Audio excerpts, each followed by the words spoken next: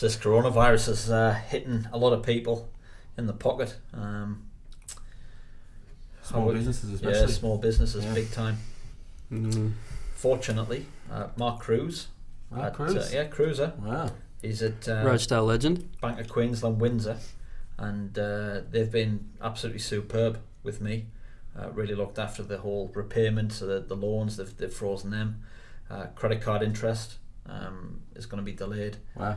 So look, we've been fortunate in my respect, but I would probably urge anyone with a small business or anyone who needs financial help to get yourself to Bank of Queensland, Windsor. Go and see Cruiser. Give him a shout.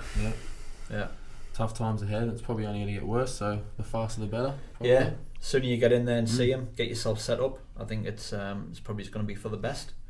So yeah, Mark Croydz, Bank of Queensland, Windsor. Get yourself in and get sorted. 100%. Look after yourself. I went first, but he was standing there watching me. Yeah. But then when they put it up, they put him up first. Yeah. Right. And I was like, it didn't actually happen that way. No, it didn't happen that way. Because it was outside, you know where the canteen is at Mitchell? Yeah, I know. It's to the right, is there? On the wall. On the wall there. And, well, he was literally standing there watching me, and I'm just smirking the whole time, and he's, making a few gestures towards me and some various other things while we're doing the chat. So, it was all.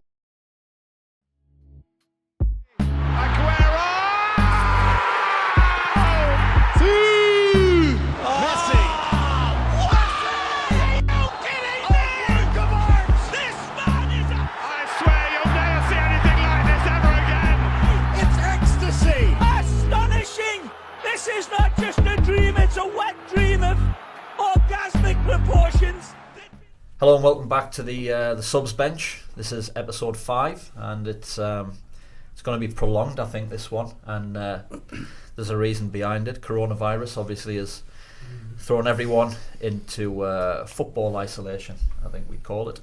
So we decided to knock 4 episodes or 4 half episodes out in one day. So here we are, ready to get going and chat football all day with different guests. So we've got Nick Croyden in today.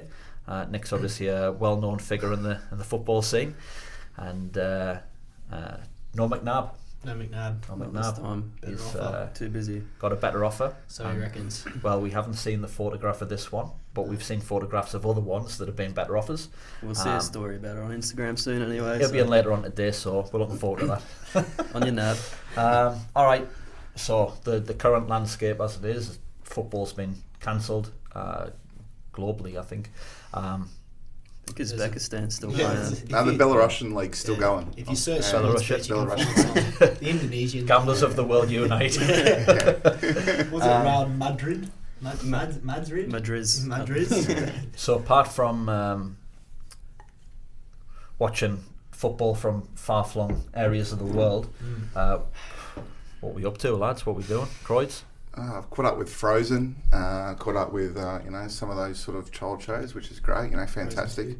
Frozen 2, so I'm all over that at the moment. So I haven't seen Frozen 2 yet, but I hear it's on the Disney app now. Is it? Apparently they've brought it forward. Corona's done us all a favour, so definitely catch up on my Netflix for sure. Yes. I've got right into a few series there, which is a bit unusual for me to be actually watching television. So I think I'll be putting the KGs on pretty quick. Dusty? Yeah, much the same. I keep going to flick over to Netflix and see what's going on, but I end up just watching Seinfeld again anyway on Foxtel. So by the time that wraps up, I'm usually asleep. But working from home, changing nappies, no beers at all until today. Except for all the beers. The day before that. I haven't had any beers either. It's a bit weird, eh? Just being stuck at home all the time, no training to look forward to. You work out how boring your wife and... Hey, you said it. No, we're not going. Nah, I'm happy to say she won't watch it anyway. It's an eye-opener. Life without sport and training and weird. Yeah, it's one of those movies, isn't it? Like, was it the Will Smith movie coming into fruition? I think it's the one I haven't seen, but I know the one you're... Where's the last man? Iron Legend, that's it. It's like, you wouldn't think the world could shut down, and what's happening. It's weird, hey, like it's meant to be like an apocalypse, but the weather's real nice, so it's hard to take it seriously. But then the zombies are friendly at the moment as well, so it's not like it's really. People getting around with masks, like what's the go? Like, do they have it? Do they have the? They're trying not to get it. Nah, they're trying not to get it. Okay, alright. Yeah. Unless they're complete arseholes and they have got it and they're still out. They fucking look shady with those masks on, so. They're way smarter than us anyway. We should have masks on. Nah, I ain't got it. You got it? No, I don't have it, but Stenhouse has it. Stenhouse definitely got it. We have sanitised, by the way, before we came in here, so many times. We should be alright. Alright, well, hopefully the virus doesn't last. Hopefully it doesn't can the whole season. There's a worry that a massive worry, like. You know? Hopefully not. Well, I mean, in the QPL, we weren't meant to play for 4 weeks anyway, so we had like a bye in FFA Cup. So now it's just we have 4 weeks off, then another 4 weeks. There's enough make-up rounds in the QPL to sort of. I think there's 8 catch-up rounds in the QPL. The we might get the last round in by Christmas if we're lucky. Yeah. Well, things like that, the FFA Cup could be a worry because they're the things that will go probably to try and jam in games. But oh well, fingers crossed anyway. Croydz, let's delve into the career of yourself. So where did it all start?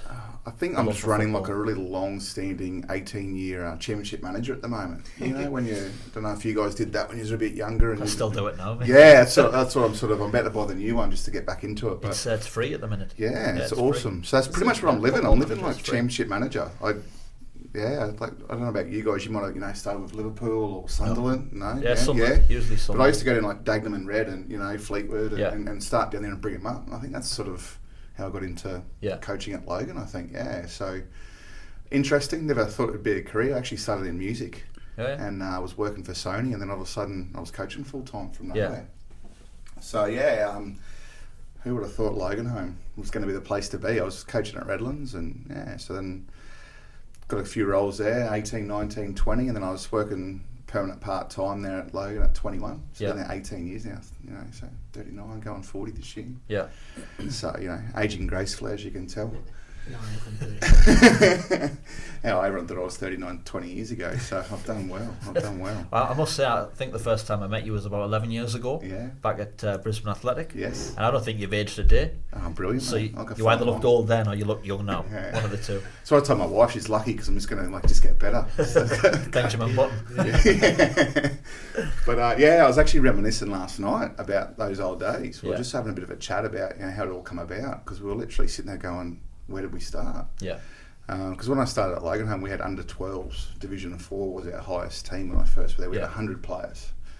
And we sort of I was with our junior president last night having a couple of drinks and just, reminiscing, nothing else to do.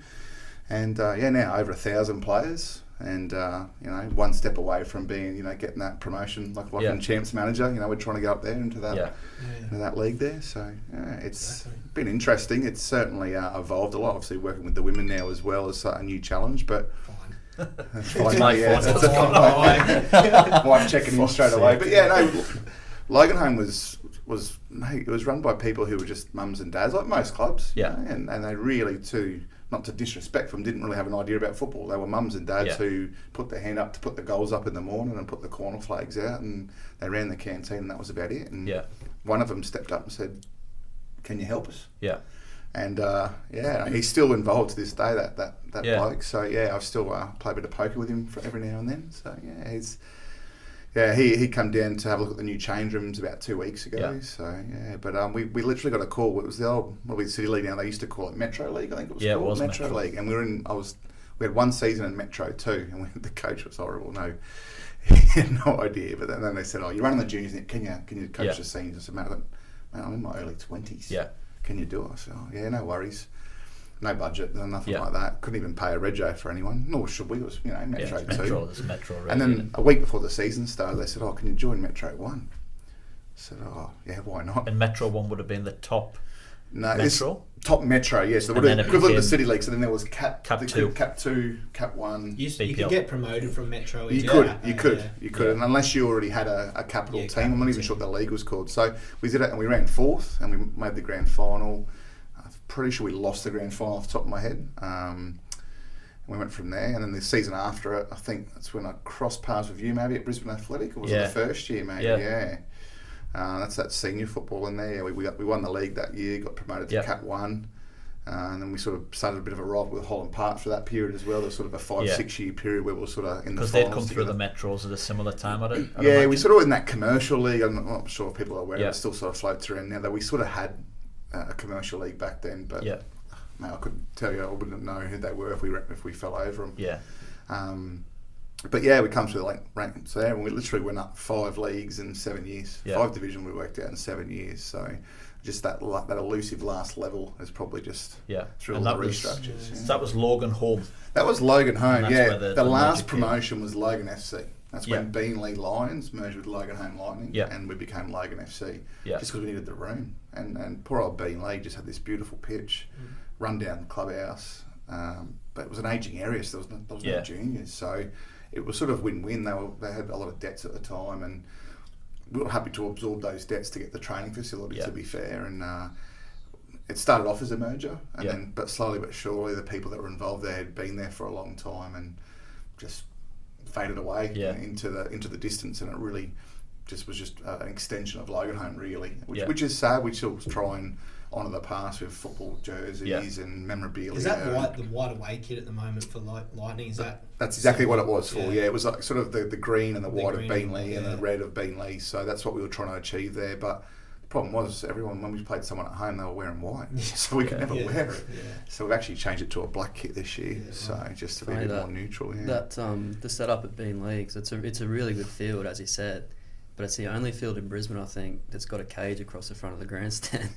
So it's like a weird place to play. We were trying to get rid of it for a while. It reminds me of the old Rock Lee days. Rock Lee. Yeah, you had that big cage behind it, went around the other way. It was awesome. Used to get class. For ages. Is it the same or? Field runs the other way. Does it? Yeah, it's not as intimidating as the first time I went there. We got told about, people kind of getting locked behind a cage, and sometimes if you beat them, it's a big game. The police have to come, and I'm like, what? Yeah. And then I went there, and it was reasonably hostile for a Cup 1 Sunday afternoon game. But it's. Rockley's nice, nice. If you got supporters who are passionate, nice. that kind of. I remember the first time I played the early days at East, there was a massive punch up behind the goal, like in the supporters area. Beanley, and that merger, from memory, and we spoke to Roger Hunter when he was on the old forum. It was old Taringa Forum. The old Taringa Forum. That merger was semi-controversial from the outside because people were looking and they just assumed that you just barged in and almost kicked the Beanley people out of their rooms, and that wasn't quite the case now. No, there was some really good people, and Andy Bowden's still involved now and he was sort of behind it. They literally put up the white flag, and one of our committee members had the last 2 years of their actual survival in their independency was one of our members actually was the president and took over and had to get rid of the pokies. And Colin Tierney was his name, and he was the one I was referring to before that's still around a little bit, but he wasn't a Beanley person at all, and his kids weren't even playing anymore, but they literally had just put up the flag and said, we don't know what to do, we're in debt, we've got no juniors, our seniors are about to fold. So it was right around the time when the discussion point was around the applications for the old BPL. Yeah, the first time. And I was being a pretty strategic person, I sort of thought, well, what we lack in that procedure was history. Yeah. We didn't have any history. Logan had no seniors, Beanley did.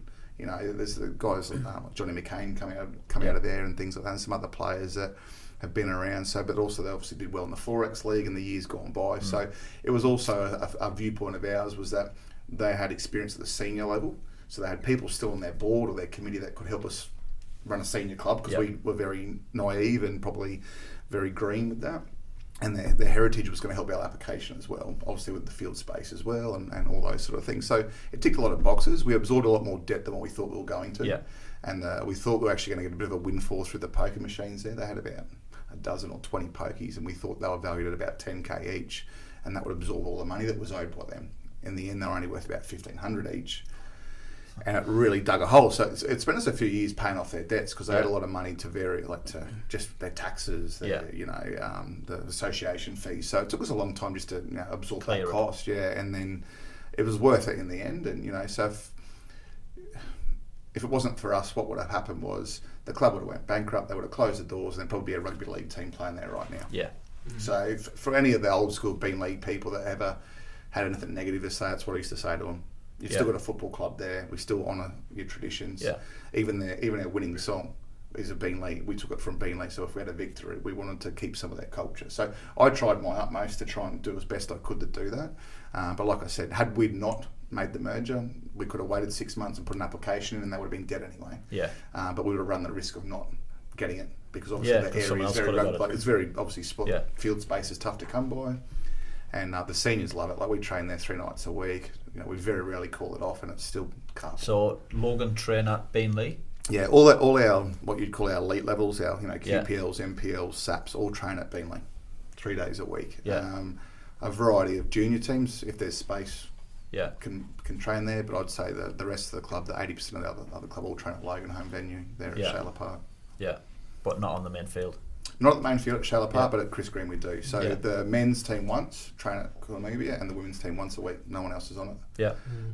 So it's gonna be a good pitch. Yeah. It shows actually when we had all that rain a few weeks ago and we played Logan in the last friendly. It pissed down all week. I think all the games got canned. We still played. We played and it was perfect. Yeah. Like, unreal. Best I've seen Cornelia since I've been in Brisbane. Yeah, no, definitely. The last 2 years, it's really been a big difference, that pitch. And I'm very anal about pitches. I want to make sure they're always nice. And just trying to get the culture of the club to keep people off the field's been quite difficult. I don't know what you guys find at your clubs, but just having that culture to say, hey guys, we need to keep it. We're a footballing club. We want to make sure we can play good football. If there's coaches out there that want to well out down the field and just play a bit of long ball, it doesn't matter. But all our teams are taught how to play, so we want to have a good pitch. So the groundsman's good value. Like I've even got onto him to do the reseed next week. Yeah. While we've got this time off, rather than wasting a few weeks down the track, even though it's a little bit too hot. But we're putting the winter seed through it pretty much the next 10 days, so we've got that ready to go as well. Yeah, I must say, you always wanted to play Logan very early because of the field. Once it got halfway through the season, as soon as you hit June, mate, it was a shocker. Which probably didn't help Logan either, because Logan, to be fair, did play football. So, but it's just such bad. Like Shayla Park, it's full of shale. Like the soil content's so bad there. Yeah. That you've got to spend so much money on the top of it because there's no real nutrients in there. Yeah.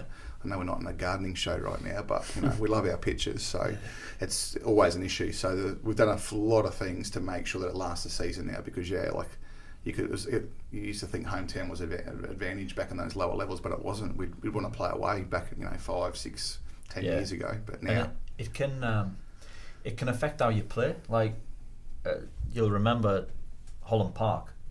It was a small tight pitch, and after about 6 games there was no grass, or it was very difficult to and I had a squad full of very good talented footballers who wanted to get the ball down and play and move it quick. And I think we'd only won maybe 2 of the first 8 games. We'd drawn 4 and lost another 2, and we were about 9th. And I was just sat at home one night thinking, fucking hell, what am I doing wrong here? And then I thought, you know what? We're going 4-4-2, and we're just going to put the ball in the far end of the field, squeeze them in, cap one. They're not going to get out. And sure enough, it's when I had McNabb and Marek as a front 2, and them 2, to be fair, were big, strong, backed in, and it just worked. But it was because of the field. 100%. Oh, I totally get it. So it was like Leo when he was saying to Mitchie when they got bundled out. I was there. I was at Mitchie that period. Mitchie's field's one of the worst towards the end of the season. If you want to play football, you just not a chance. Mitchie's field's one of the worst at the beginning of the season, to be fair. Yeah, that's true. Actually, it's not great. I actually saw it 2 weeks ago, and it was the best I'd seen it really? ever. Not saying it was brilliant. You know why? Because of the 4G taking a lot of... Yeah, because the women played out the back, but the men were playing Southside Eagles on the front, and I watched that, and I remember being there last year, and we were there pretty early, and it was diabolical. Yeah. It was just so... But I looked at it, there was actually grass on it, and it was flat, and there was no weeds. I tend to feel because there was always, coming into the start of the season, they would always put a lot of work in it, and it's like every couple of months it's like someone got onto the field and was like doing burnouts, ruining it. It's just like... I always had that laugh. He's in that area, like the Woodridge of the north side. I don't know. It's not a bad area, Mitchie. It's not a bad spot. It's not bad. Well, it's definitely. I went to the local one. Obviously, I can think of others. There's the pub right around the road there, and there's less teeth at that pub than there is if you go to the Woodridge Tavern. So it's. I don't know. Phil Davis there. I'm sorry, Phil. He's got the new gens now. Yeah. But yeah. So yeah. All right. So the last step was the BPL, and you got into there when the ballot came out, or there was an application. We didn't get promoted, but we earned the right per se to get in there, and I was still a head coach then, running the men's team, and obviously it was quite a difficult task. You know, we were new to top level football. We didn't have the players yet, and we certainly didn't have the money. So it was interesting times. You started well that first year, didn't you? From memory. I think it was the first year. The second year we won 7 in a row. Yeah. And then everyone went, I'll have him. And I lost the guts of my team. And you can't replace those guys, midway through a season, even though we were doing well. Like, you ring a player, I go, hey, TC, come to Logan. I'm not playing for Logan. It's the name as well. You know, like let's keep it real. It's hard to sign players there because of the name. Yeah. Is it purely just money, just people? At that season, yes. Like the money that the few of those players, and I can't, and they were juniors too, which broke my heart as well. There was 3 or 4 of them in particular that had been with me all the way through, and left the club right when I think we could have done really well, and then we just couldn't replace them. 1, we didn't have the money to, but 2, that calibre of player just wasn't around. They would be willing to come to Logan as well, So it was a hard one, but we battled away again. We fell away a little bit. It was disappointing. It was that season that could have been. So it's the one that probably hurt me the most. And you want to be a winner, and that was you just knew that you had that everything was there. The dynamic of the group was good. The camaraderie is good. Did you get to a cup? Was it the year you got to Canale Cup? We played Penn Power in the final at Rochedale. Same year. Yeah, decent. Good side. Yeah, we definitely we got the visa players right that year as well. They can be a bit hit and miss around the local levels, and the juniors were probably close to their best. They weren't all just kids anymore. They were still one of the younger sides, but you couldn't put that tag on them and say they were babies and make that excuse for them, because they weren't. They had 50 plus top 10 games under their belt, even if they were teenagers. So so that was one of the ones that got away, and then from there it was hard to rebuild again, because we lost, because they left, and 1 more left the year after, and 1 more left. Just they got cherry picked, and that's football, and you suck it up and you get on with it. If you develop and good players, and this is the thing, might bite us on the arse come the end of the season, this one, but Brisbane City at the minute develop very good young players, and they seem, I think it might have changed now with Nick Croyden in charge, they seem to be happy to produce very good players, year on year. There's 3 or 4 stepping in the first team and doing really well, but after a year of playing NPL football and thinking, don't want to finish 6th, they get picked off by a Lions, a Strikers, a Power, whoever it may be, and that model, at some point you got to think, what, we got to slightly tweak this so that we're trying to win things. So otherwise, these good young players we're developing are not going to hang around. You've probably found that 100%. They want to win things, or attract. They want to get more money as well. And there's not enough money in the game to warrant. I'm a bit of a arsehole when it comes to that sort of stuff. You want to be there, or you don't want to be there. I'll do the best I can to give you what I think's market value, but obviously market value changes depends which club you're, and that's football again. But I honestly look at the squad we got now, and we work well within our budget, but it's a good budget. This year and last year when Royce had the lads, they work off a good budget. So for what I think a good budget is, probably Xander killed us a bit last year. Just looking at him, I guarantee he'd have been asking handouts. Please, sir, he wants some more. I just would have changed it to a goal bonus. That's right. For the most part, I feel like from what I see, most local players, all they really want is something in return for the time and the effort they're investing, which is fine. But there are a select few who, if it's not this much, I'm not going there. I don't begrudge any player asking for money, because you're giving up 2-3 nights a week, you're giving up your family time, your petrol. It's probably not my issue with it. It's just those absorbent amounts. All the players that have had 10 clubs in 9 years. Alexander. So, but I think there's probably certain players that can get away with it if they're at that level. But the problem I have is the ones coming out of the 20s and the youth teams who see other players making good money and think, well, why can't I get that? It's like, well, you haven't done anything yet. That's why. Oh, mate, you must have been a fly in my office wall, because that's what I literally say to them. Hey, how many games you played? Who are you? You're here for an opportunity. Let's get some goals. Let's get some wins. Let's have this chat in 6 months. And part of that problem is, though, there's probably other clubs elsewhere who will pay them that money if they ask for it, and that's so they go. It only takes one club But they see to be willing to pay that one person that money, and all of a sudden that becomes their benchmark. It's a snow. That's their figure. They see what guys that go down south get as well, I think, which is unrealistic for Queensland, because 100%. You look at your Heidelberg, South Melbourne, Melbourne Knights, they're fucking massive, aren't they? Like, massive. And they're probably generating profits. Like I would only assume 90% of the clubs in Brisbane aren't generating a profit. No. Certainly not from seniors. No, not from the seniors. The clubs down south. More than 90%. Well, let's just say 90%. Yeah, all right. Allegedly 90%. Allegedly. Yeah.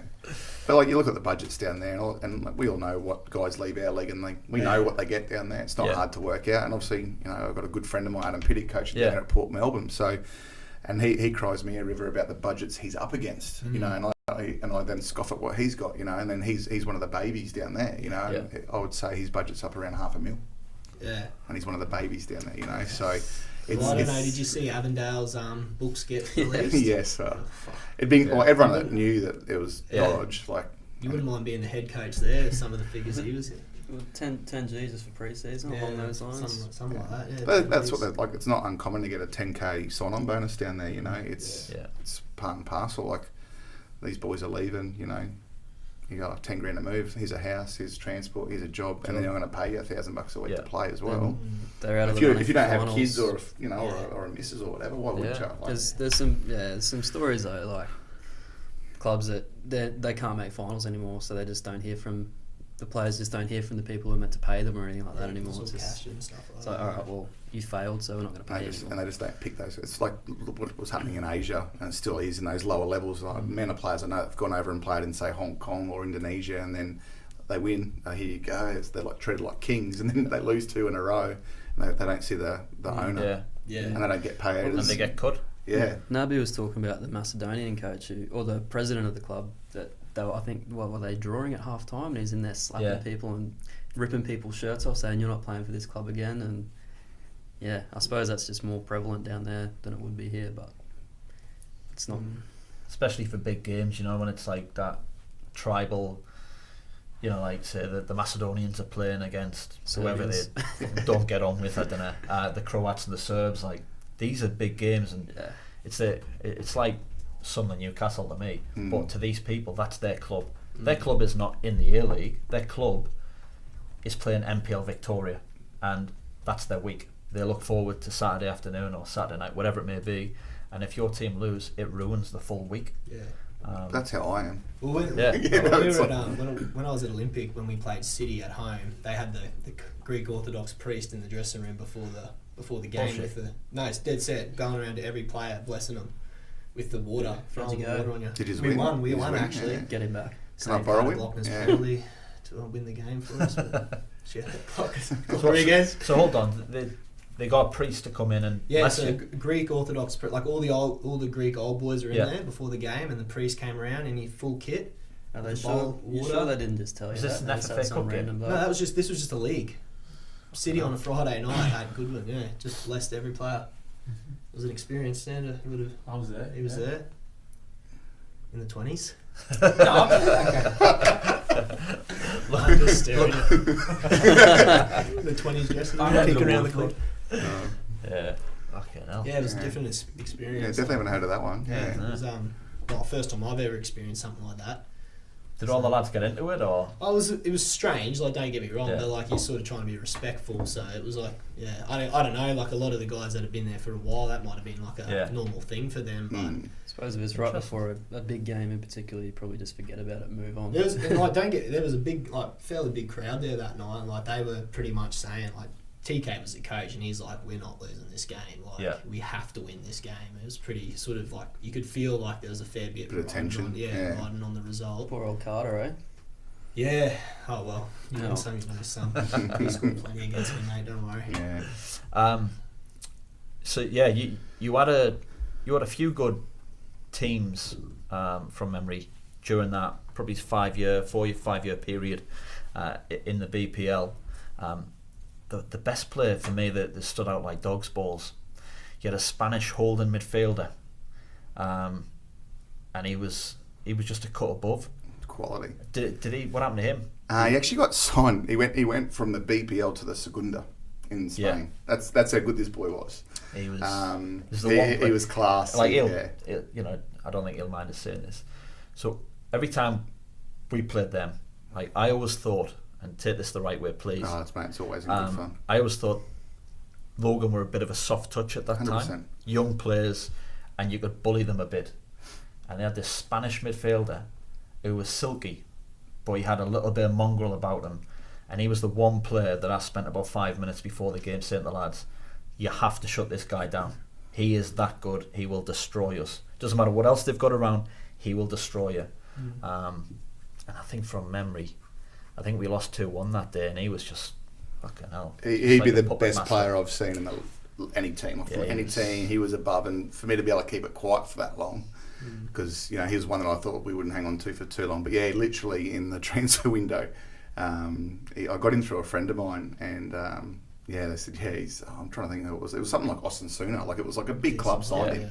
He ended up only playing Resis when he went over there. He never made a top team debut or anything. Only Resis, Segunda. Yeah, that's what I mean. But yeah, he's still to this day, I think he's playing 3rd or 4th division in Spain still. Yeah. He's still floating about and playing a good level. He just probably lacked a little bit of size. He was quite small. He was quite like he'd be lucky to weigh 60 kilos. No one's that small. Phenomenal player. Yeah, he was. And just a top pro too, like training, just everything. Did he come through Soccer Smart?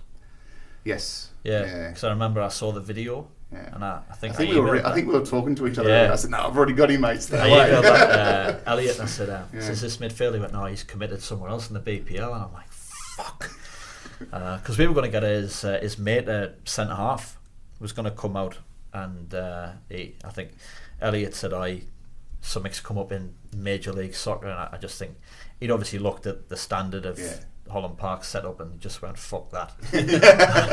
He's obviously been seeing some of the videos in the field, and he's went, I'm 6'2", like Spanish model he was a model, like doing all these he was like, I'm not going to play there, because he never went to America. I followed him on Facebook, he never went to America. So you've been stalking him ever since. Been still stalking him. Trying to get him over. Absolute gun. Yeah. It's on lockdown at the minute. Toilet rolls. And then FQPL comes along, and obviously Logan are in that without a doubt. Was there any disappointment that you didn't get in the NPL after the strides you'd made? Obviously disappointment, because I have high standards with everything I do, but I didn't think we warranted in there. I think at the time when Penn Power didn't get in there, that was a travesty at the time. And I thought, well, if they're not there, we don't have a leg to stand on to say we should be there. Yeah. In saying that, I thought there was a couple of clubs that shouldn't have been there. But at the same token, I couldn't really say why we would be a better option, and happy to earn it, and we should have earned it by now. It's been quite frustrating not to have got promoted. But yeah, that was our place in the right at that time, and probably like anything, if you build anything too quickly, you don't have good foundations, and it'll probably fall away just as quick as it got there. So as you can tell, the journey's important, building it so when you walk away from something, it's still there when you go. Yeah, and correct us if I'm wrong, that was the year that you stepped away from coaching the first team. I think it was the second year. How long has the QPL been going for now? It's only had 2 years. 2 seasons. Yeah, sorry. So Royce took over. Royce has had 2 years, and then we've got Rick. Yeah, so I stepped away. It was only because I needed a new voice. I like a bit like what Fergie said. At Man U, you've got to walk away, or you've got to recycle the team every 5 years. And I didn't want to recycle the team. I put a lot of work and effort into the lads. We had loyalty. They were playing for the shirt. So I just manned up and said I'm not the right person for the job anymore, because the lads were either too comfortable with me or a bit stale. So I stepped out, so I would move myself. Yeah. Because it's not like anyone from the club tapped me. I was just like, no, it just needs a fresh voice. And Royce and I had been good friends, and we'd travelled overseas together. And although we were good friends, we were very different coaches. Yeah. And I thought a different style was probably the right way to go. Yeah. Different philosophy. And the boys probably embraced the change at the time. You still stayed involved though, right, with the first team? Yeah, so I'm still a technical director. I still am to this day. With Royce being like a player coach, you were still there. The first season, in particular, the first season I still was on the bench a little bit, and I'd take some sessions from time to time, very rarely. By the second season, I completely pulled myself out, because I felt players were still doing this sometimes. They were still looking to see what I'd say. And one thing with me, integrity is very important, and one thing I did do was always backed him. Backed him to the players, to the coaching staff. If we ever disagreed on anything, we'd have a chat, and it was always amicable. You know, we're different people. I want us to disagree. We always had healthy conversations, you know. And then that second season we brought Richard Greer in. He was still sort of playing, probably one of my favourite players to coach. He just had a good eye for the game, and he really stepped up. And obviously Royce has taken him with him to Moreton Bay now. So he's obviously impressed him enough. Yeah, he's a good operator. You know, I'd love for him to get a different apprenticeship maybe after this season, just so he gets a different voice. But he's a head coach in the making himself, you know. And, you know, even if we'd got promoted, because people have asked me, you know, had you got promoted, would Royce have stayed? And my answer still would have been no. Because it was a 2-year deal. Yeah. And what made it worse for him was he had it's a good thing, but he had the kid as well, a new baby. He lives at the back end Warner, of isn't it? Yeah, it's miles away. So it was always, and we'd sat down, we shook each other's hand, we said 2 years, no matter what happens. Yeah. He goes, I'm going to make it happen for you. And that was his big disappointment that it didn't, but it was always a 2-year relationship. His heart was always Moreton Bay or Winnie Creek. He knew he wanted to. That was where he wanted to go next. That was his little apprenticeship in coaching. Even though he'd been at North Star and Penn Power as maybe assistants, but but he was great for us. You know, he brought a different way of looking at things. The lads loved him. You know, he's definitely one of the coaches that the lads enjoy. He's a good man manager as far as I'm concerned, and so that was a good step. And then we've gone to a new coach who's probably a different extreme again. Yeah. So. And it's obviously disappointment, because I think both years under Royce there was a don't make me cry. Don't make me cry. Yeah. There was a moment in both those seasons, and I remember Logan were the only team that stopped us winning at Power. I think we out of 26 1-1, drew I think. Went 1-0 up in the first minute or whatever. Yeah. And I said to Royce at full time, I said, I fancy you to go on and get the other spot now. And he went, yeah, so do I. He was confident. And, they went on a bit of a run. I thought, I think this is Logan's year, and then just tapered off. And then again last year, just fell short at the last hurdle. Well, his first year, where there was no expectation for me to get promoted, especially with Penn Power still being there, I think East were in there as well. So we thought, well, playing wise, everything, it was going to be not a long shot, but tougher. Yeah. But he said to me, he goes, well, I don't want the job then, if that's how you're going to be. And I said, he goes, I'm here to win. Yeah. I said, well, done then. If you're telling me you're going to win this league, go win the league then. Finished went well. Probably, we had a lot of depth, like 20s were winning, 18s were winning. You know, we could have got there. You know, we fell away, and then last year was a disappointment. Last year, you know, to have the easiest run probably ever in history of the FFA Cup, and to not to get through to the big dance there, and then to not, you know, with 4 weeks to go, we're on top of the league. All we have to do is win one game and to blow it. I even drove up to the sunny coast and watched them play Capalaba. And Capalaba were the luckiest team you've seen in your life. Come on, mate. You know, I don't think anyone could. I definitely couldn't believe that Logan didn't get promoted last year. They were the lock at the start of the year. They were the lock, and then the 2 goals around them. You could just tell too, like from a playing point of view, like they were, you know, they were the best team in the comp almost. You know what I mean? They were playing no disrespect to Capalaba, I thought Sunny Coast, but being a part of like Capalaba obviously as well. Those last, probably before the last 2 games that we ended up winning, there was that run of 3 or 4 where I think we got a draw and maybe 2 draws and lost 2. But through that period there, it was a case of if Logan win this week, we're gone. Yeah, and we just didn't. And that whole time, we just kept managing to stay alive the whole time, and then obviously. And that last game of the season, Capalaba could have won by more. Like we were never in it. Like it was just that game. All right, like. What a crowd that day. It was a weird one. We had a just wanted it. But didn't it? It was a weird one because we were expecting it to be probably the toughest game all season. And we come out and it was like, what's going on here? Like this isn't Logan. Because it wasn't even like it was a battle. It was just we played better, but not that Logan went down without a yelp, but it was like we were expecting to cop like a barrage at some point. It just didn't happen. And no one, honestly, we debrief coaches, players, and I've got a few lads in there that have been at the club since they were 5, and I looked them in the eye a week or 2 later and said, what happened? And they just looked at me and said, we just don't know. It wasn't like we didn't try. He goes, that wasn't the culture of the group. It just didn't happen. This didn't happen. Like, we can't. either shot ourselves in the foot before we got there. So no one could actually honestly look me in the eye and give me a response. And for me, I looked at it and went, well, at least it's not something that's glaringly obvious. It wasn't, coaching or players, like, being on the piss the night before. Any of those sort of stupid ideas that sort of creep in your head going, surely not. Yeah. But just the occasion. Just wasn't meant to be, I think they put too much pressure on themselves because they knew they should have wrapped it up 4 or 5 weeks earlier. That's the thing. It's hard to reset. Sometimes with pressure when you. Momentum's a funny thing, when you got it. Like even though there was one decision we got, I think it was the 92nd minute, and I've watched it about 30 times, and we got a goal disallowed, and that point would have got us up.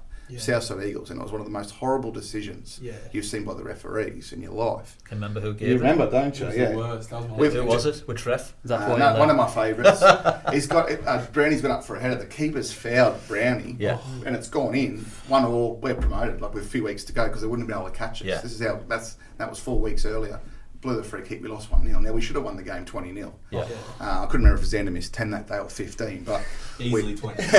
But honestly, and I'm sitting there because I wasn't sitting on the bench anymore, and I was sitting on the sideline right near it there at Canoobia, right there on the hill, and I nearly jumped the fence. I was like, I could not believe that they've obviously every game's filmed, so you got footage. So a nice little email Monday saying good to see that you guys are doing us the favours as usual. Yeah. Oh, it was horrible. It literally, the keeper literally punched Jed in the head, and they got the free kick, and it went in. It sort of hit him. The keeper, the keeper didn't mean to, but he's come out and got him, and it's sort of hit him, and the ball's got in the back of the net. 1-1. Protected species, mate. Yeah, mate, you guys. I don't know. But a few lost nights sleep on that one, I tell you. Yeah. And this year, you fancy them? I mean, I'm not going to say you're putting pressure on, but they've got to be a big chance. I think it's definitely the approach we've taken this year, the probably the regeneration of the team. Yeah. Which is when you run third 2 years in a row, you think, you're going well. But I think the new coach is, like I said to you, is very different. Very different. And some of the players that were in the squad the previous 2 years just wouldn't work in this regime. Yeah. So we did a big clear out. I was part of that clear out, and I spoke to the sort of players that Rick wanted. Yeah. And I said, well, A, B and C just won't last with you. Let's just tell them now. Let's not bring them back. Let's not stuff ourselves around. Let's have a clean slate, which is hard to do, when we've got heaps of good young players. And the other problem we had a very old under-20s last year as well. So we had all these lads that were 20, 21 this year who needed a game. And I sort of said to them, boys, go. I said, I love you, I want you to see it. And 2, 3 or 4 in the crowd, they wouldn't go. Yeah. We're gonna make it. I said, guys, you need to be playing first team. We've not done the right thing by the last 18 months. You just couldn't get a chance for whatever reason. Go. So one's gone to South, one went to Southside Eagles. A few just went back to Cap 2 to Slats Creek or Jim Boomba or whatever. But they're playing top team and they're still playing the game. But the first team this year, it's just a different beast. Very methodical in their approach. The two coaches, Rick Coughlin and James Coots, are probably very similar to me in that they leave no stone unturned. Yeah. Very intense people, but planning, game analysis, player management. It's probably the best I've seen. I've come across at this level anywhere. So I really believe these two guys are probably. We're a stepping stone for them. They're going to be going on to bigger and better things at some point in time, and they need to get the runs on the board to do that. Yeah. So winning the league is something that they'll have to achieve for my words to be backed up. And unfortunately, this year you have to win the league, don't you, to go up? Yeah, only one going up. I love how they snuck that in. Did you notice that even the reporters for the Football Queensland sites were still talking about 2 promotion? They weren't even aware. I was chuckling. Nothing seems to. About it, and then I'd read the rules. I see, being that methodical person, said, "Hey, only one goes up." There was no announcement about it. There was only one goes up. Period. 2 go down. 2 go down. Yeah. How's that going to work? Well, I think in 2 years' time it'll be 12 team NPL. Is that right? They're trying to make it so it's both 12 teams, so they can start at the same time. So they're doing it over 2 years. They're doing that twice. All right. So there's been no official announcement. It's just a guess of mine and TC's. Who's to say it won't change again? But I mean, I just think that's I don't know. It's tough to win a league, isn't it? It's tough to get promoted, but it's even tougher to win a league. And it's I don't know. And to really only find out, we only really found out in January. Yeah. You got budgets, you got pre-seasons, you're signing players. I don't know. It could be me being a bit of a dick, but I think it would have been nice to know this back in November or December. I think it would change people's approach to how they go about signing their team, though. You know, like it's all or nothing. It's like a sprint to the end almost. Like you'd be. Well, we panicked a little bit towards the end of the transfer. That was the other thing, implementing a transfer window, which we've never had before either. And most of the clubs didn't know, man. You know when I found out about it? Probably the day it was on. 4 days before it happened. Luckily, we were kind of. You were set. Yeah, you signed all your players. But we'd lost a few. I spoke to Royce. I said, "Do you know about this deadline?" He was like, "What deadline?" I went, I knew that he needed a few in. I said, "Mate, like, you want to be quick on this?" So no, we just were panicking because with the English lad I was telling you about down the coast, he's quality. Well, he's out for the season. Yeah, so we lost him. Wernerson had gone to Rabina City because he was struggling to train, and then with Wagstaff went back to United because he went back to United. Xander was there. Yeah, because Xander was there. He missed Xander, so.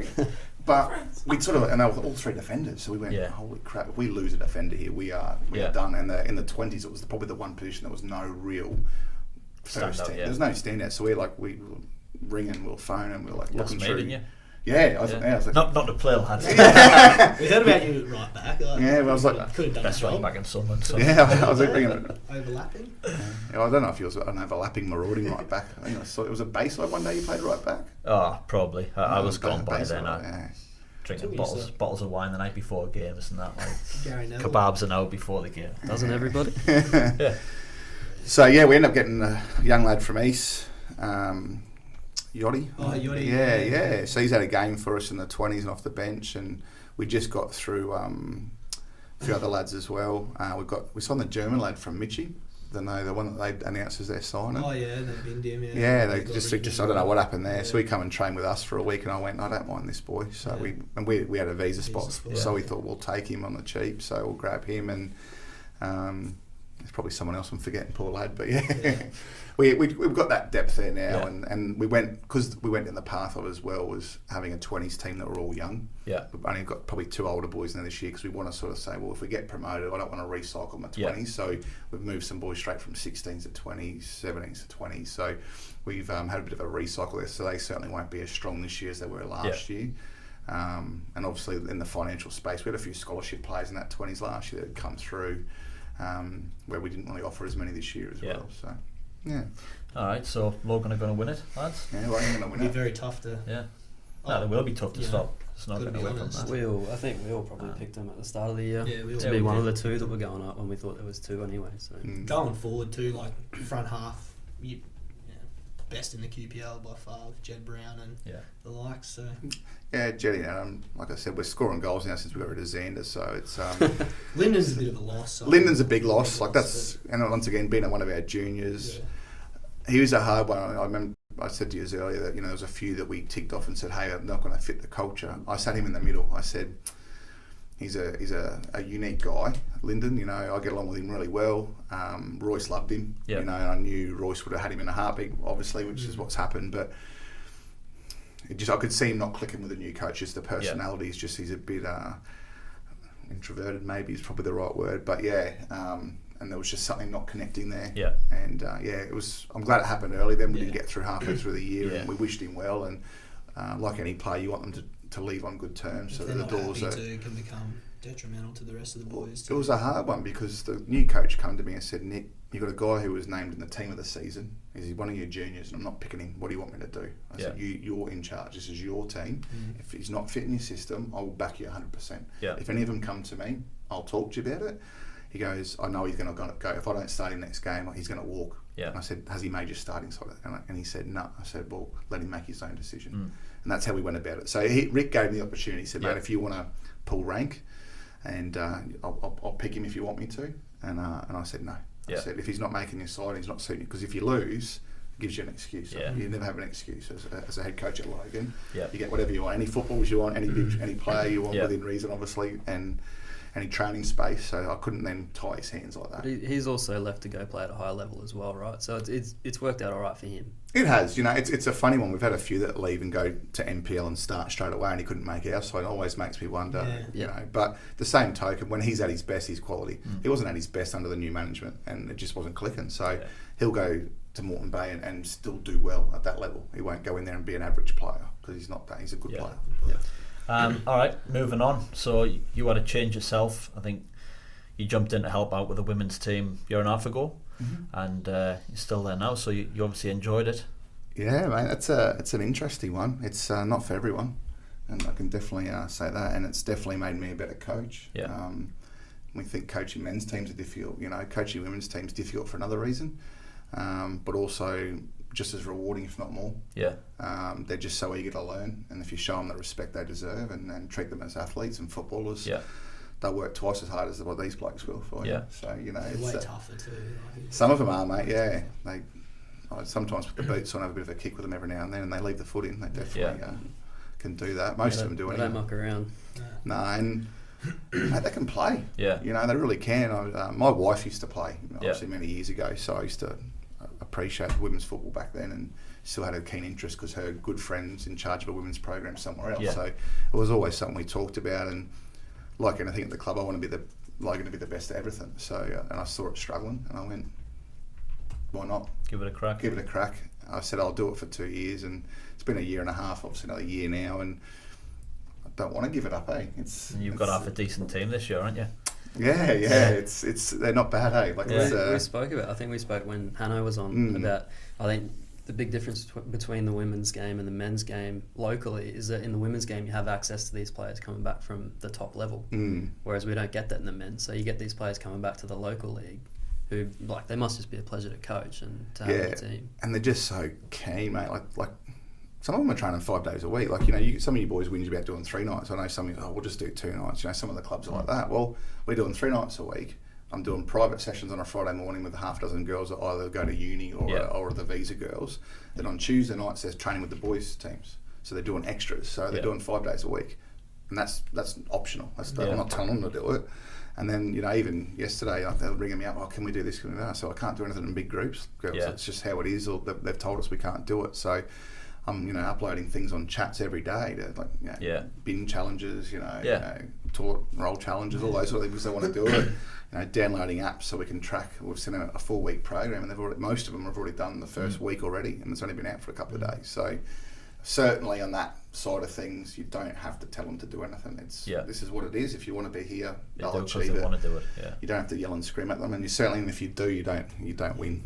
You can't. That's the biggest learning curve I've got is that how to speak them, how to get the best out of them is completely different, and you can't just say this is how I've always done it, and it's going to work because it doesn't, and you'll fail very quickly.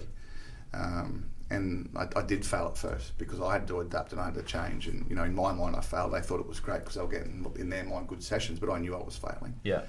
And now it's at a stage where I think I understand them better, and they're planning, they're thriving, and, it's probably just a new step for them because they're not used to having bigger squads. The best girls play. Yeah. Now I've got 18 players, and in all fairness, I could pick all 18. Yeah. In previous years, if you turn up a training, you'd get a gig, you'd play. Yeah. Now it's like, I've got 18. Our training percentage is 97% for 3 nights a week.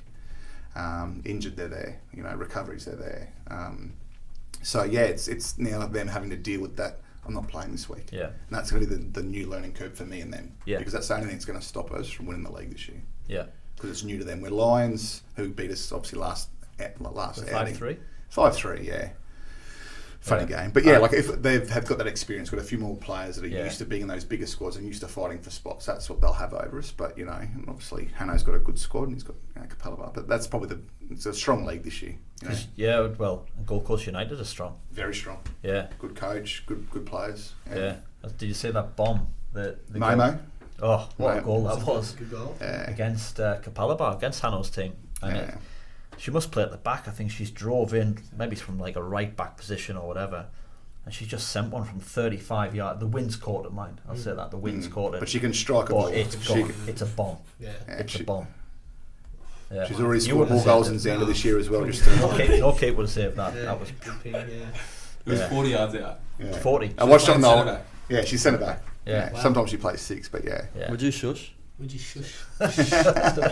And I did pick up on, because the one thing I always do, Croydz, I have to say, when your teams play, or I see Lutton's interviewing people, I have to watch Croydon's interviews because I know that he always leaves something in for the crowd. The audience are always waiting because we know there's something coming.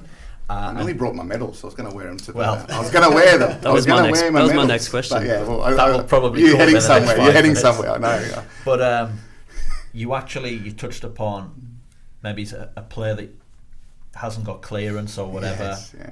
So she's good. Yes. Yeah. Very good. Where from? America. Yeah. Yeah. Very good. She's an under 20 international American player. So 7 weeks we've been waiting for the clearance. Yeah. Because it took FFA 3 weeks to send an email. So then you have to wait your 30 days once their association's received it. She got it yesterday though, so she can play this weekend. But yeah, no, she's W League standard written. So she's been training? She's been training, yeah. She's been in training. I did a session with her yesterday, just her and I. Position? Holding midfielder, yeah. She can ping a ball. She trained with the under 20 boys 2 weeks ago, and like to give you a bit of a barometer, like the W League players normally train with under 16s, under 18 boys. Yeah. Matilda's train with about under 18s, under 20s. Yeah. She trained with the 16s one night. She goes, Nick, this is too easy. I'm not getting anything out of it. I went, none of the other girls train with the 16s, so I'll put you with the 18s. Just through sheer mistake, she turned up to the backfield and she went and trained with the 20s, not the 18s. Yeah. And I was watching and she didn't look out of place. So, she can play. And, but the funny thing with the girls is you get a handful that can play but know the game as well. Yeah. Some are just athletes. Yeah. And they're very, they can pick things up because they're clever players. They're naturally gifted people, but they don't understand the game. She can play and understands the game, and I've got a few of them, and she's just going to be a complement of a few of the others. So So when she gets in the team, you fancy a strong title challenge? Yeah, definitely. Yeah, definitely. As long as we've got the visa issues with a couple other girls as well. So. As long as everything goes to plan and all the key players stay fit, 100%. I think it's going to be a good league this year, lad. Yeah.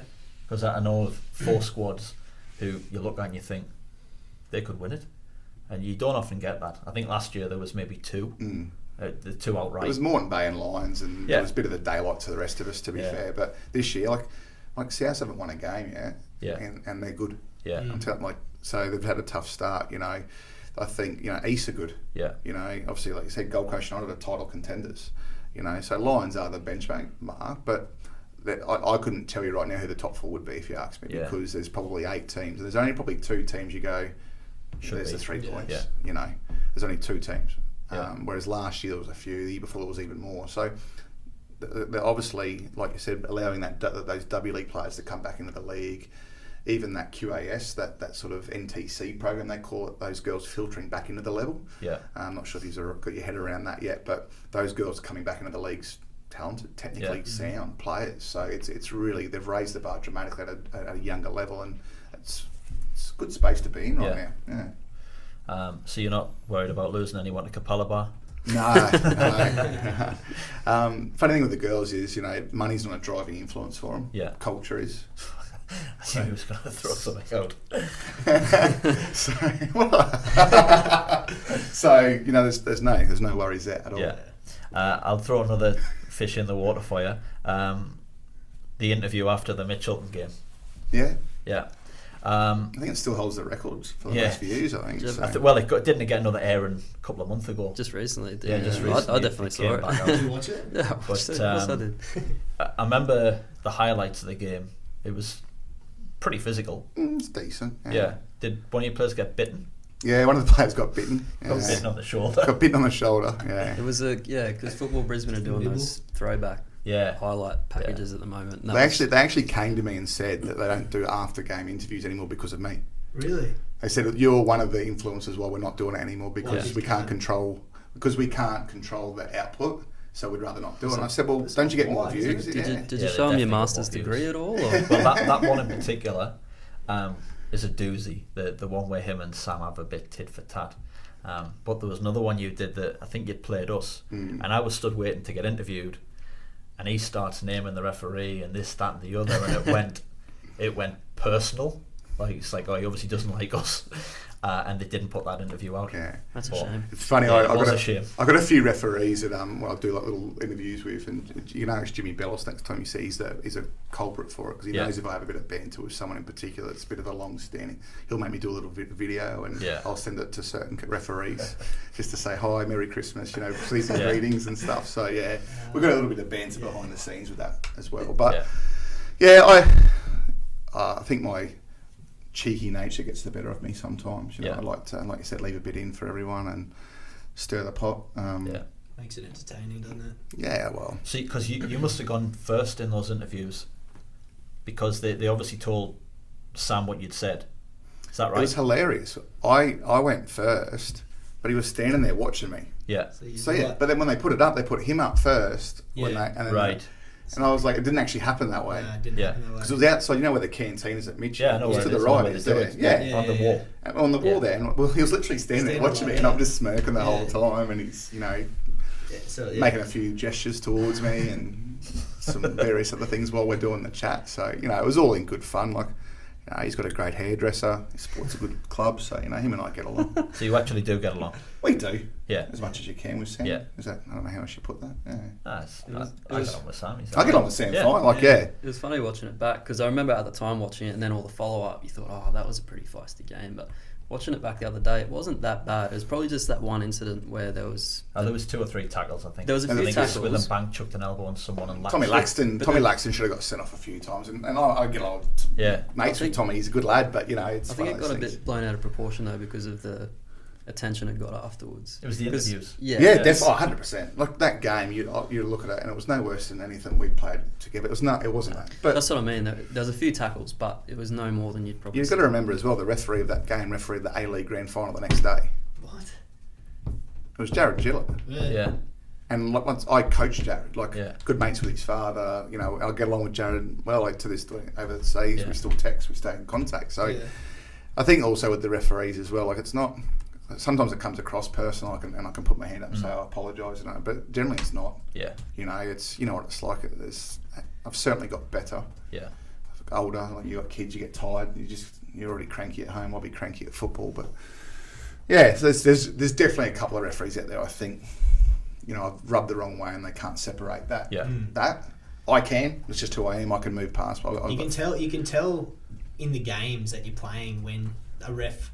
Like they might not think they're doing it, but you can tell when an opposition coach has the ref offside, and you just automatically seem to get all the calls. Or the flip side, your coach has rubbed the ref off the wrong way, and you can notice it. Like it is noticeable as well, which frustrates everyone. We lived that at East with Hunter. Yeah, he loved it. Just because his voice was so loud and deep, everything he said to the ref, it sounded like he was abusing him. So refs hated us straight away. I think the thing as well, like sometimes I'd say something and it'd be so cheeky, people would laugh as well, and then because it'd get people to laugh, and the referees would get a little bit offended because they're getting laughed at. So there's also those things. So you see I've seen some coaches go absolutely burko and not get the same treatment I've got over something that's probably 10% of what they've done. So over the years, I always go, you know, I've rubbed them the wrong way because I've made them look foolish, or I've said something that's offended them because, you know, maybe their feelings got hurt or whatever. But, you know. It's just a small world. See, I'm a referee as well. Like I used to referee, and you know I loved the banter. I loved it. If you know, hey mate, all right, no worries. Your opinion's good, but guess what? I've got the whistle. No worries. Yeah. I'm in charge at the moment. You know, so let's. If any, and I'm sure you all agree, if the referee has communication skills, whether he's having that's why King. That's why King is. Because he'll go like even Skinner. Like Skinner will go to you, mate. That was a shocker I just made, didn't I? Like he'll put his hand up and say, I've had a shocker there. I owe you one. You know, like he'll have a bit of banter with you and put his hand up. And the referees that do that, I think, are the best ones in the league, and there should be more of them. And let's get some people skills taught to some. Well, that's it'd be a good thing. I don't know if they do a program, but like with Get Kingy and some of these other refs that have got those sorts of traits about them, to get in and to the younger refs and sort of show them a different direction to like the disciplinarian sort of like toe the line, or else, you know. All the instructors are like that, and all these young referees are brought up saying that, you know, you got to separate yourself and rise above it. And I think it's the wrong way to go about it. Like we have a mentoring program at our club where we have senior referees mentor all the ones that do all the in-house games, and all we say to them is communicate, tell people what the decision's for, and be approachable. And there's less angst at our games at junior levels now. Because you give the players less reason to go on like weapons. You know, if the referee's actually been pretty affable and trying to explain something, what do? You listen.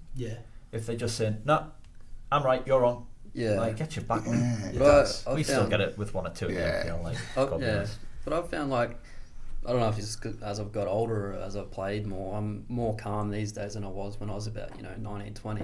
And they'll be the same. I still see, like, in the 20s games and stuff like that, kids that aren't at that level where they'll just, something goes against them and it's just abuse Fire straight away.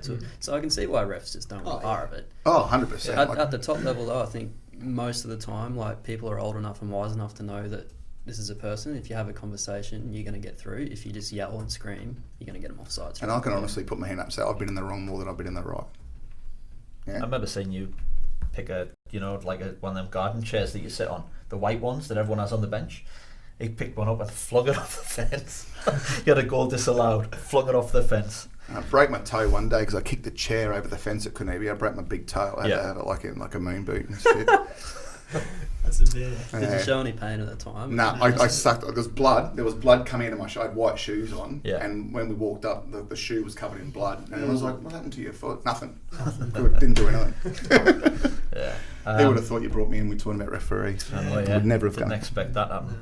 Well, what we'll do, because we're kind of pushed for time a little bit, we've got a ball with random questions in, and we'll probably finish off for 5 minutes. You're going to pick 2 out. Yeah. You'll hand them to me so I can read them, or hand them one of the lads. We'll read them, and then we'll fire it away for 5 minutes. 2 questions. All right, pick one out. There you go, mate. You can have the first one, Benny. Yeah, Dozzi, I was done after TC. Thanks, mate. I can't read. Okay, this is a good one. In a movie about you and the person to your left, which actors would play you both? Oh, here we go, Danny DeVito or something like that, surely. Bruce Willis would play me, I think. Something like that. It's not a bad shout, actually. Yeah, I think my wife will like that. So yeah, she's a bit of a Bruce Willis fan. So yeah. You got too much hair to be Danny DeVito. So I don't know. For now. Oh, I can't even think. Someone short. Well, obviously. Charlize Theron. I'll take that. She's a good sort. What's your one? Well, you're going to like mine. Read it to now. I was going to read something about Sam Safe regardless of what this said, but I won't. Former teammate, or I suppose player you've coached, you'd most like to punch. Ooh. Most like to punch. Probably a 2-prong answer. Probably the Pettick brothers. I've been best man at both their weddings and vice versa. Thick as thieves. We grew up together. Their mum was like my mum, that sort of stuff. So like any brothers, it's a love-hate relationship. They shoot me to tears, but I'd do anything for them as well. Yeah. So yeah, definitely Adam and Gray. Yeah, wouldn't mind if I got a freebie. I'd take it for sure. Sounds Which like one? you'd probably get away with it. You got to pick one. Which one would you rather? Who's got the more punchable face? Adam surely took more players from you. Yeah. Gray's budget's too big in the local league to take any of mine. He doesn't need any of mine. But probably Adam. He's younger. He'd probably cop it a bit easier. Yeah. All right. Well, look, really enjoyed that. It's been a good chat, and hopefully you're back to coaching games, not just training sessions in the next 3-4 weeks. Fingers crossed. Hopefully, for all of us. For all of us, yeah. I think we're all going to be a bit nuts. So yeah. Who knows? I might even have hair in 4 weeks. Maybe it's doubtful. Doubtful. Oh, okay. But cheers, boys. Really appreciate coming in today. It's been good crack, and good luck for the rest of the season. Appreciate it. Thanks, boys. mate. Thanks. Cheers. Cheers, boys.